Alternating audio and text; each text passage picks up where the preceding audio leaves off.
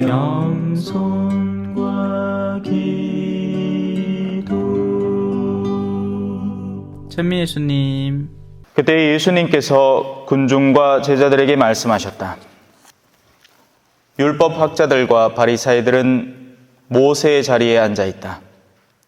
그러니 그들이 너희에게 말하는 것은 다 실행하고 지켜라. 그러나 그들의 행실은 따라하지 마라.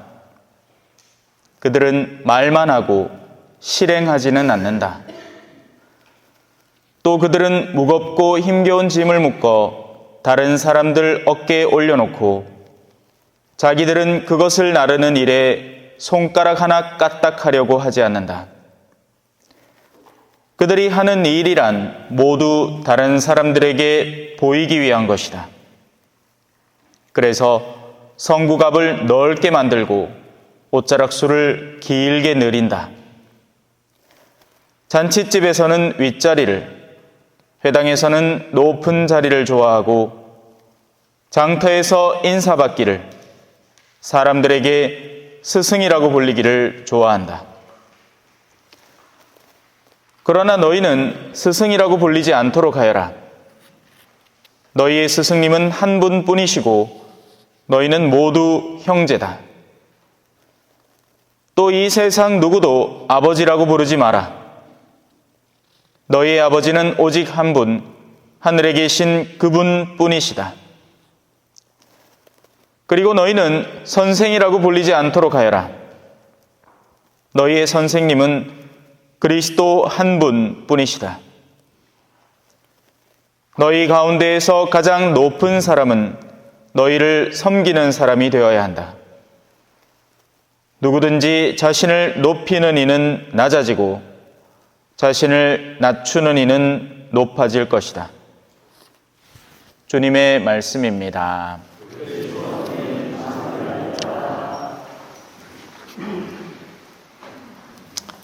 찬미 예수님. 자, 오늘 독서와 1독서와 2독서 그리고 복음 안에서는 뚜렷한 방향을 하나 제시해 줍니다. 그건 당연히 하느님이겠죠. 우리 모두는 신앙생활을 하면서 단 하나의 목적지를 추구합니다. 그걸 이제 구원이라는 말로 표현을 하는 것이고, 다른 표현으로는 하늘나라에 간다, 하느님 나라에 간다, 하느님을 만나고 싶다라고 풀어서 이야기할 수 있습니다. 하지만 하나밖에 없습니다. 구원입니다. 구원받고 싶습니다. 자, 구원이라는 목적지가 저기 있습니다. 하느님이라는 단 한 분의 목적지. 우리 모두의 아버지는 한 분이 아니시냐? 한 분의 하느님께서 우리를 창조하지 않으셨느냐? 그래서 우리는 한 하느님 그리고 그분의 뜻을 배워 익히면서 그분께 나가야 하는 입장입니다. 그래서 일이 생깁니다. 아무것도 하지 않을 수는 없습니다. 뭔가를 해야 합니다. 그분의 뜻이 있다면 그분의 뜻에 맞는 일을 해야 그분과 함께 하늘나라에 올라갑니다. 그래서 뭔가를 해야 합니다. 그래서 사람들은 뭔가를 하고 있습니다. 뭔가를 하고 있습니다. 일단은 생존을 위해서 분투하고 있습니다. 먹고 살아야죠. 금강산도 식후경. 뭘 먹어야 할 거 아닙니까? 그래서 생존을 위한 투쟁을 합니다. 이걸 하느님이 뭐라 하지는 않습니다. 하느님은 가난한 이를 돌보시는 분이에요. 하느님은 일용할 양식을 선물해 주시는 분이라고요. 새들도 먹이시는 분이십니다. 그래서 사람이 정말 솔직하게 생존을 위해서 일하고 있다면 죄될 게 하나도 없습니다. 그건 해야 되는 일입니다. 그 생존을 위해서 신앙적 어떤 요소들을 몇 가지를 소홀히 할 수 있다? 있습니다. 심지어는 금육도 노동자들에게는 적용되지 않습니다. 강도 높은 노동자들에게 뭐 고기를 먹지 마라, 단식해라 전혀 적용되지 않습니다. 그건 어디까지나 삼시세끼 그냥 정상대로 먹다가 어쩌다 한 끼 굶는 게 큰 무리가 안 되는 사람 얘기죠. 병자들에게도 적용되지 않고 노약자들에게도 적용되지 않습니다. 여러분들은 실컷 드셔도 됩니다. 뭐 다 65세 다 넘었다 아닙니까? 그러있기에 뭐 편안하게 그냥 드시면 됩니다. 단식하러 갈 때 난 아니지 참 하고 맛있게 먹으면 됩니다. 뭔가를 해야 됩니다. 뭔가를 하지 않느냐? 하고 있습니다. 바쁘게 무언가를 하고 있습니다. 정말 열과 성을 다해서 무언가를 하고 있습니다. 그래서 질문은 간단합니다. 우리가 하는 것과 하느님께서 뜻하시는 바가 맞닿아 떨어지고 있는가? 핀트가 엇나가 버렸는가의 문제입니다.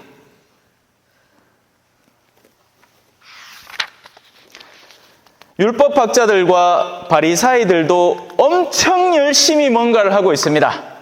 그들이 하는 것들을 보면 이런 것들이죠. 성구갑을 넓게 만듭니다. 옛날에는 하느님의 말씀을 담배 성냥 꽉 안에 딱 성냥갑 같은 데 딱 넣어갖고 이스라엘아 들으라 쉐마 이스라엘 너희 주 한 분 하느님뿐이다. 이제 그런 걸 해가 여기 딱 이렇게 묶어가 달고 댕겼습니다. 근데 일부러 너희들 보라고 이렇게 크게 만드는 겁니다. 그거를 옷자락에도 술이 이 술이 아니고 우리는 술칸 무조건 또 이거 가톨릭 문화에서는 술칸은 이거죠. 이게 아니고 옷자락에 들들들하게 달린 거 여자들로 치면 레이스 같은 게 있습니다. 그거를 치렁치렁하게 땅바닥 걸레맨키로 먼지 쓸고 댕기듯이 치렁치렁하게 만들어가 사람들이 다 치다보게끔 하는 겁니다. 그리고 사람들 자리 왜 이 정치인들에게서 그런 것들이 발견이 되거든요. 자리를 딱 마련해 놓고 이제 초대를 딱 하마 눈치를 싹 봅니다. 내 자리가 어딘가. 그래서 군수님 제일 윗자리, 그 밑에 누구 이거 잘못해갖고 잘못 앉으면 큰일 납니다. 경을 칩니다. 바쁩니다. 마음이 그런 거 챙긴다고. 그나마 이 시골 쪽에서는 좀 덜하지만서도 대도시에는 자매님들이 엄청 바쁩니다. 우리 어떻게 학원 보내가지고 어떻게 교육시켜가지고 어떻게 1등 만들 것인가, 그렇게 해서 내가 덜 쪽팔리게 만들 것인가 하는 문제로 마음이 너무너무 바쁩니다. 돈 벌랴 마음 바빠, 여러 가지 명예 챙기랴 마음 바빠, 위신 챙기랴 마음 바빠, 심지어는 성당에 와서도 바쁩니다. 잘 비하죠. 서로에게 아이고 당신 참 열심한 분이시오 라는 소리 들으려고 하면 열심히 해야 됩니다. 바쁩니다. 그래서 어떤 때는 무리를 해가며 그 일을 합니다.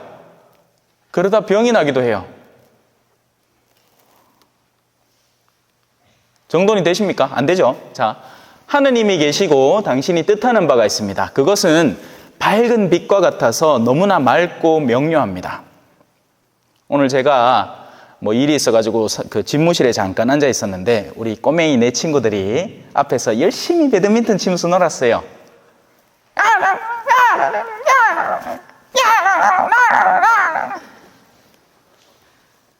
아이들은 노는 게 일입니다. 놀아야 됩니다. 그건 너무 아름다운 소리예요.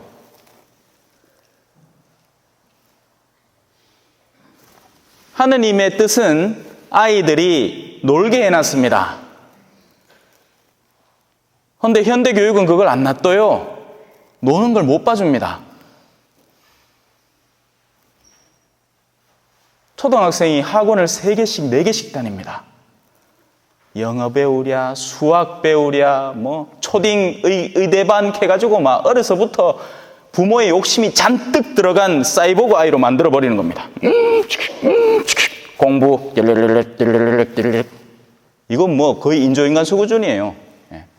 심지어 나중에 얼굴도 다 뜯어고치죠. 그 안에는 그 어떤 하느님의 뜻도 들어있지 않습니다. 사악한 어른들의 탐욕과 이기심이 그 안에 들어있는 거죠. 그러다 보니 애들 때부터 바쁩니다. 성당 올 여유도 없어요. 지금이나 성당 좀 못 가. 이제 중학생 되고 고등학생 되잖아요. 바빠서 못 온답니다. 아닌 게 아니라 실제 제가 듣고 있는 이야기예요. 사제들 지역사제 모임에 가면 지금 대구 시내본당에 보좌 신부님들이 요즘 애들이 제일 바쁩니다 라고 합니다. 바쁠 수밖에 없죠. 그 모든 과제를 다 수행해야 되는데요. 어른들이 만든 온갖 입시, 탐욕스러운 입시 대조의 희생양이 되어서 옛날에는 그래도 순진하게 시험을 쳤어요. 이제는 1점, 0점 몇몇 차이로 자신의 운명 자체가 결정된다고 생각을 해버리니까 더 마음이 바쁩니다.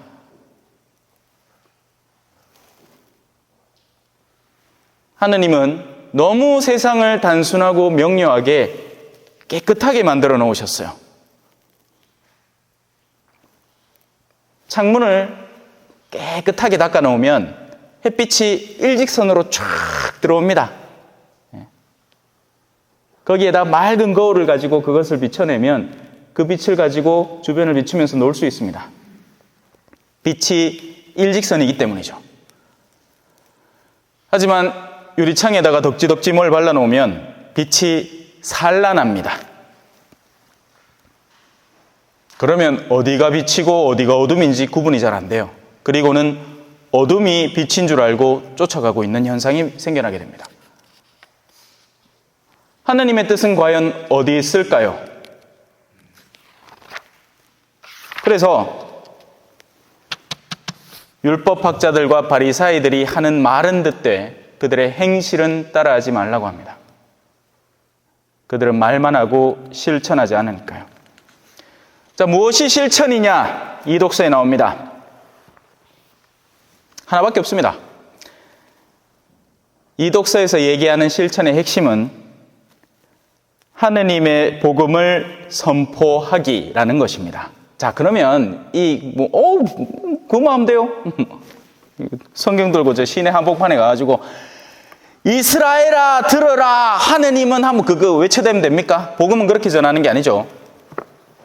복음을 그렇게 전할 것 같으면 이렇게 하면 됩니다. 성국갑을 넓게 만들고 옷자락수를 길게 늘리고 잔치집에서는 윗자리 차지하고 회당에서는 높은 자리 차지하고 장터에서 인사받아가면서 사람들에게 스승이라고 불리기 좋으면 됩니다.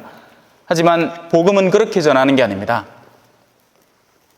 아빠가 복음을 전하려면 가정에서 신앙인의 모범으로, 아내의 존경을 받는 사람으로, 아이들의 신임을 얻는 사람으로 자리매김을 해야 됩니다.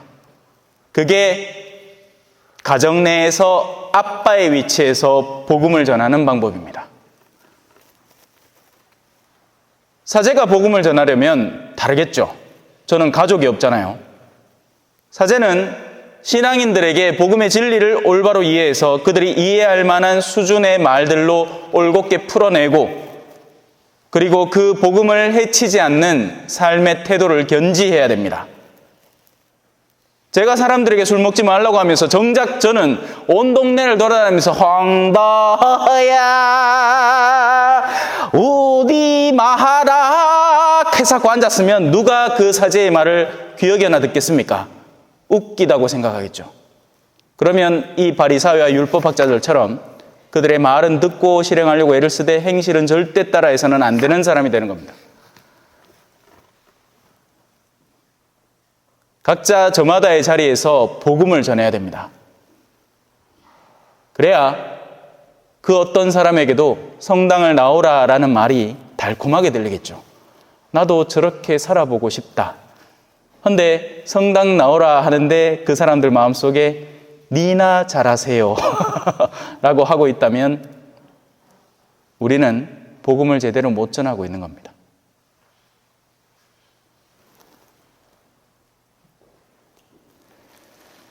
형제 여러분, 여러분은 우리의 수고와 고생을 잘 기억하고 있을 것입니다. 우리는 여러분 가운데 누구에게도 피해를 끼치지 않으려고 밤낮으로 일하면서 하느님의 복음을 여러분에게 선포하였습니다. 우리는 또한 끊임없이 하느님께 감사를 드립니다. 우리가 전하는 하느님의 말씀을 들을 때 여러분이 그것을 사람의 말로 받아들이지 않고 사실 그대로 하느님의 말씀으로 받아들였기 때문입니다. 그 말씀이 신자 여러분들 안에서 활동하고 있습니다.